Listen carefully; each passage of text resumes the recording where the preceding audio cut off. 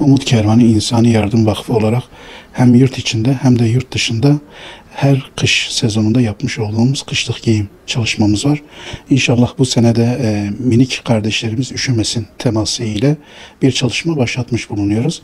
Bunu hem yurt içinde hem de yurt dışında inşallah gerçekleştireceğiz. Özellikle Suriye'nin kırsal kesiminde, Afganistan'ın o dağlık bölgelerinde ve bununla beraber ülkemizin de dört bir tarafında kışın bir sıkıntı çekiyor çocuklarımız. Umut Kervanı olarak tüm hayırseverlerden şu an bu projemize destek vermelerini özellikle bekliyoruz. 10 binlerce çocuğumuzu inşallah giydireceğiz. Özellikle Gazze'deki bu sıkıntıdan dolayı da Gazze'ye zaten yardımlarımız devam ediyor ama orada da inşallah ateşkes sağlandıktan sonra ciddi bir şekilde zaten kış aylarına girmiş bulunacağız. Oradaki kardeşlerimizle inşallah giyimine yardımcı olacağız. Hayırseverlerimizle çağrıda bulunuyoruz. Bizlere yardımcı olsunlar. 750 TL olarak belirlemiş olduğumuz kışlık giyim paketinde bizleri yalnız bırakmasınlar. Allah-u Teala tüm hayırseverlerimizden razı olsun.